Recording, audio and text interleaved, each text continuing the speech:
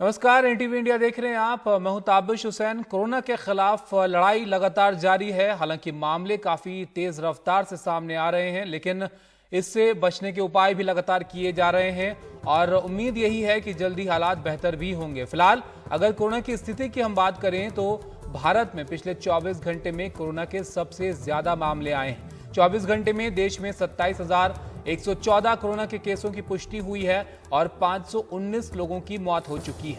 इसके साथ ही 51,000 से ज्यादा लोग ठीक भी हुए हैं। राहत की बात यह है कि लोग तेज रफ्तार से ठीक भी इस बीमारी से हो रहे हैं। भारत में कोरोना के मामले लेकिन तेजी से लगातार बढ़ भी रहे हैं। सिर्फ 3 दिन में कोरोना के मामले 7 लाख से बढ़कर 8 लाख हो गए हैं। पहले 1 लाख पहुंचने में 110 दिन का वक्त लगा था और अब 1 लाख मामले आने में महज 3 दिन का वक्त लगा है।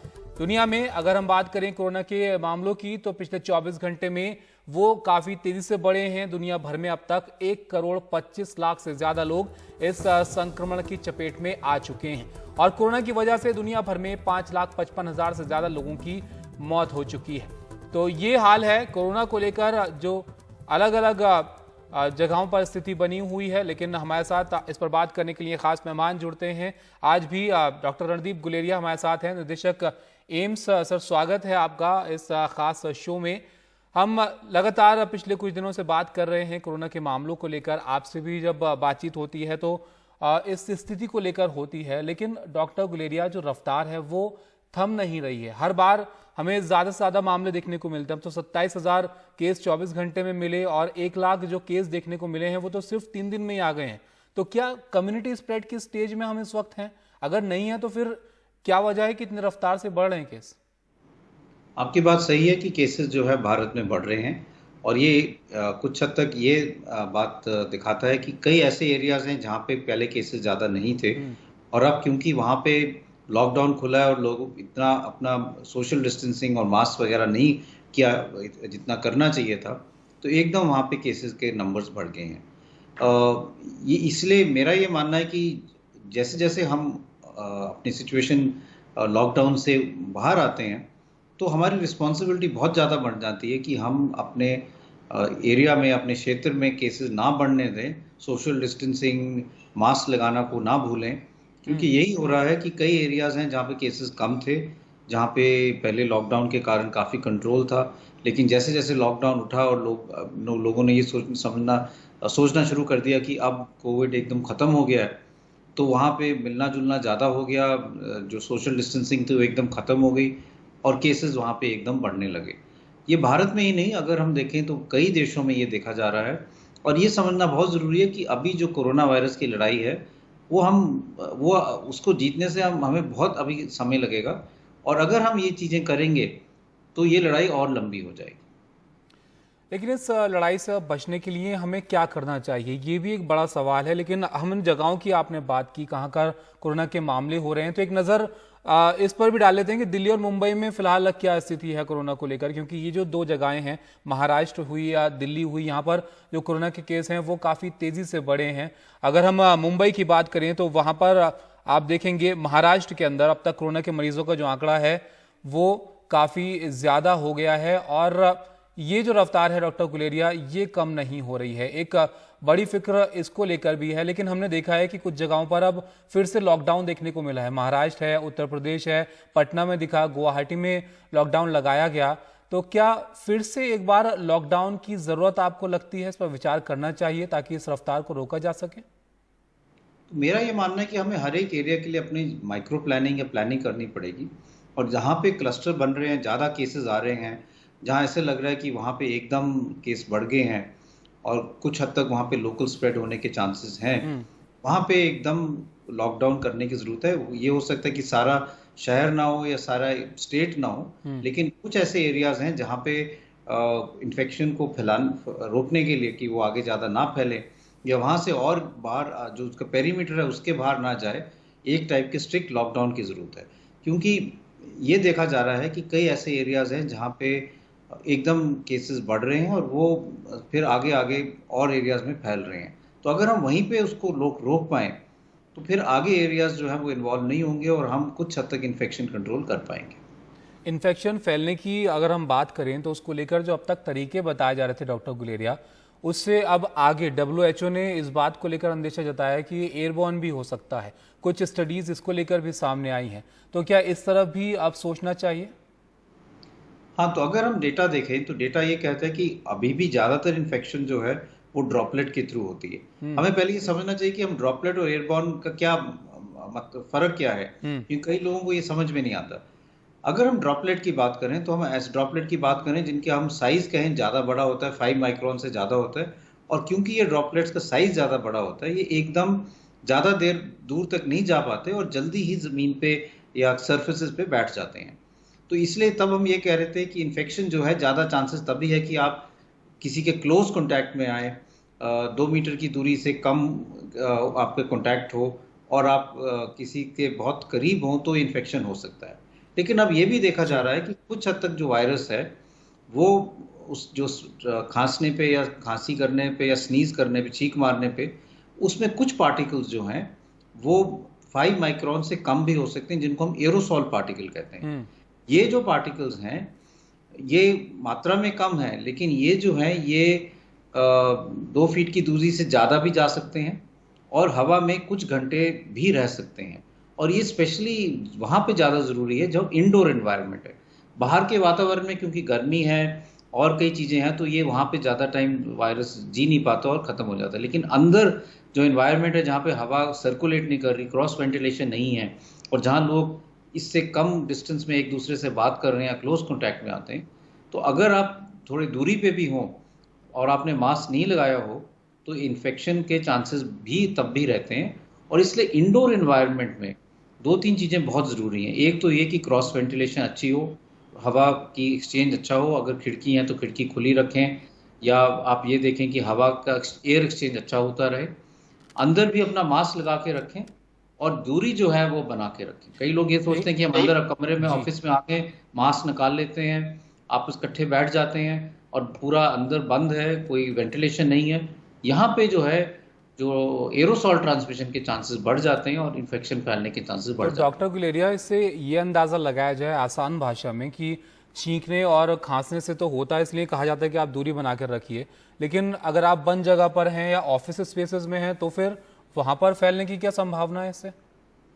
तो अगर आप ऑफिस में हैं और अगर कोई खांस रहा है और जो पॉजिटिव है और अगर आपने मास्क नहीं लगाया, तो चाहे आप उसके थोड़ी ज़्यादा भी दूर बैठे हों, तो अगर आप पूरा ध्यान नहीं रखेंगे और वहाँ पे हवा क्रॉस वेंटिलेट नहीं करेंगे, तो ये भी चांस है कि वायरस हवा में कुछ ज़्यादा देर तक रह सकता है। और जो हम मेजर्स कह रहे हैं वो और इम्पॉर्टेंट हो जाते हैं जब हम घर ऑफिस के अंदर हैं, चाहे वो दोनों लोग मास्क लगाएं, चाहे सोशल डिस्टेंसिंग हो, चाहे गुड वेंटिलेशन हो कि हवा एक्सचेंज होती रहे, चाहे एयर कंडीशन हो तो एयर कंडीशनिंग, अगर सेंट्रल एयर कंडीशन है तो उसमें एयर सर्कुलेशन जो है वो ज़्यादा होना चाहिए जिससे फ्रेश एयर भी आती रहे। अगर आपकी ऑफिस में सेंट्रल एयर कंडीशन है तो ये बेटर रहेगा कि आप अपनी 1 या 2 खिड़कियां भी खुली रखें जिससे बाहर की हवा भी आती रहे और क्रॉस वेंटिलेशन रहे।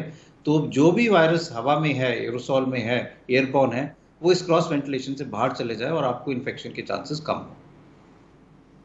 तो इस बात का ध्यान रखना ज़रूरी है कि अगर आप ऐसी जगह पर बैठे हैं जहाँ पर खिड़की दरवाजे नहीं है, आप एयर कंडीशन में आप बैठे हैं, तो आपको ज़्यादा खास ध्यान रखना चाहिए कि आप मास्क लगाए रहें पूरे वक्त।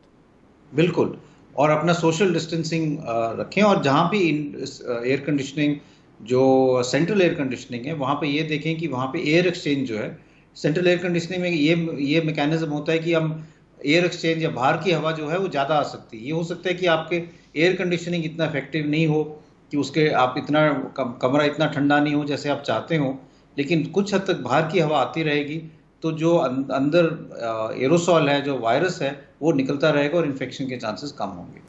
तो तमाम बातें हैं जिसका अब आपको और ज़्यादा ध्यान रखना है, क्योंकि जिस रफ्तार से कोरोना के मामले बढ़ रहे हैं, चिंता भी तेज़ी से बढ़ रही है। फिलहाल एक छोटे से ब्रेक के लिए रुकते हैं।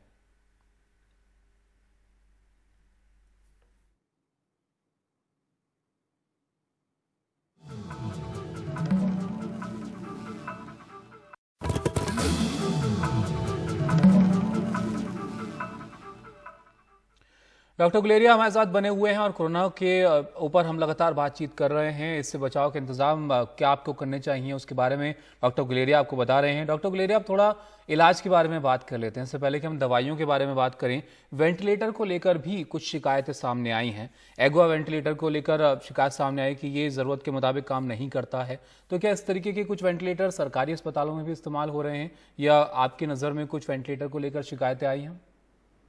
देखिए, वेंटिलेटर को लेके हमें दो चीजें समझनी चाहिए कि वेंटिलेटर के टाइप्स कई होते हैं। एक तो ये है कि जो हम कहते हैं रेस्पिरेटरी असिस्ट डिवाइसेस, दूसरे वेंटिलेटर्स हैं जो बेसिक वेंटिलेटर हैं और दूसरे हाई एंड वेंटिलेटर्स हैं। कई दफा ऐसा होता है कि कई कोविड पेशेंट्स को बेसिक वेंटिलेटर भी चल जाता है और कईयों को हाई एंड वेंटिलेटर की जरूरत पड़ती है। अब हॉस्पिटल्स में कई दफा हम अपना रीअप्रोप्रिएशन जो हम कहें कि हम वेंटिलेटर्स की डिस्ट्रीब्यूशन जो है वो ऐसे करते हैं कि जो आईसीयू एरिया में है वहाँ पे अगर हाई एंड वेंटिलेटर्स हैं तो वहाँ पे वो दे दें। जो दूसरे हमारे पास बेसिक वेंटिलेटर्स हैं वो और दूसरी जगह में दे दें जहाँ पे इतने हाई एंड वेंटिलेटर की ज़रूरत नहीं है। जैसे हमारे कई ऐसे पेशेंट्स हैं जिनको मान लो स्ट्रोक है, न्यूरोलॉजिकल की प्रॉब्लम है, फेफड़े उनके ठीक हैं लेकिन सांस नहीं ले पा रहे क्योंकि मसल कमज़ोर है, उनको जो है बेसिक वेंटिलेटर से भी काम चल सकता है। लेकिन जो कोविड वाले पेशेंट है, कोरोना वाले पेशेंट्स हैं, उनके लंग्स खराब हैं, इसलिए उनको हाई एंड वेंटिलेटर चाहिए क्योंकि जब हम उनके लंग्स में हवा अंदर डालते हैं तो उसमें प्रेशर डिफरेंस ज़्यादा होता है। कई दफ़ा वेंटिलेटरी इंड्यूस लंग इंजरी हो सकती है, वेंटिलेटर से ही नुकसान ज़्यादा हो सकता है। तो अगर आपको हॉस्पिटल में वेंटिलेटर्स मिलें तो आपको उसको डिस्ट्रीब्यूट इस तरह से करना चाहिए कि जो हाई एंड वेंटिलेटर्स हैं वो जो सीरियस पेशेंट्स हैं उसके लिए हों, जो बेसिक वेंटिलेटर्स हैं वो आप उस एरिया में दे पाएँ जहाँ पे आपके तो रिलेटिवली स्टेबल पेशेंट्स हैं, और इस तरह से वेंटिलेटर्स भी पूरी तरह से यूज़ हो जाएंगे और वेंटिलेटर की जो रिक्वायरमेंट है वो हर एक एरिया में ऑप्टिमली मीट हो पाएगी। अब थोड़ा दवाइयों के बारे में बात कर लेते हैं। हाइड्रोक्सी क्लोरोक्वीन, रेमडेसिविर जैसी दवाओं का इस्तेमाल किया जा रहा है, लेकिन अब कोरोना मरीजों के लिए डीजीसीआई ने आइटोलिजुमैब इंजेक्शन को भी मान्यता दी है। तो इस इंजेक्शन के बारे में थोड़ा सा बताइए, कितना कारगर है इसके इलाज में? इटोलिजुमैब जो है वो एक मोनोक्लोनल एंटीबॉडी है जो साइटोकाइन स्टॉर्म के अगेंस्ट काम करती है। ऑलरेडी हमारे पास एक ड्रग है जो इसके लिए यूज करते हैं, टोलिसुजिलिमैब जिसको हम कहते हैं। ये वाली जो दवाई है ये इंडिया में ही बनती है, एक इंडियन कंपनी बनाती है, और ये जो है इसमें जो डेटा है वो कुछ हद तक डेटा क्यूबा से आया है। क्यूबा में कई स्टडीज हुई जहाँ इन्होंने दिखाया कि ये वाला जो दवाई है वो साइटोकाइन स्टॉर्म में फायदेमंद होती है। लेकिन हमें ये समझना की जरूरी है कि कब दिया जाना चाहिए। अगर हम कोविड की बात करें तो कोविड के कुछ ऐसे पेशेंट्स होते हैं जो आईसीयू में हैं और जब हम देखते हैं कि उनमें जो बॉडी की इन्फ्लेमेशन है, जब भी हमें कोई इन्फेक्शन होती है हमारी बॉडी उसको फाइट करने की कोशिश करती है एक इन्फ्लेमेटरी रिस्पॉन्स के कारण। कई चीजें बॉडी में आती हैं जो उस इन्फेक्शन को फाइट करती हैं, लेकिन कई दफा इन्फेक्शन के साथ ऐसे होता है कि जो बॉडी की इन्फ्लेमेटरी रिस्पॉन्स है वो हाइपर एक्टिव हो जाता है, वो ही नुकसान करने लगता है और उसको हम कहते हैं साइटोकाइन स्टॉर्म। तो ये जब ऐसी स्थिति होती है तो तब हम ऐसी दवाइयां देते हैं जो बॉडी की इन्फ्लेमेशन को कम कर पाए। लेकिन ये बहुत ज़रूरी है कि अगर हम ये पहले दे दें जब इन्फ्लेमेशन एक्चुअली अच्छा काम कर रही है तो उससे ये डर रहता है कि हमें दूसरी इन्फेक्शन होने के चांसेस होते हैं, जैसे बैक्टीरियल निमोनिया हो गया या फंगल निमोनिया हो गया। तो ये दवाई जो है ये साइटोकाइन स्टॉर्म के लिए अच्छी है, लेकिन हमें इसको बड़ा लिमिटेड और सिलेक्टेड पेशेंट्स में देना चाहिए, सारों में इसका रोल नहीं है।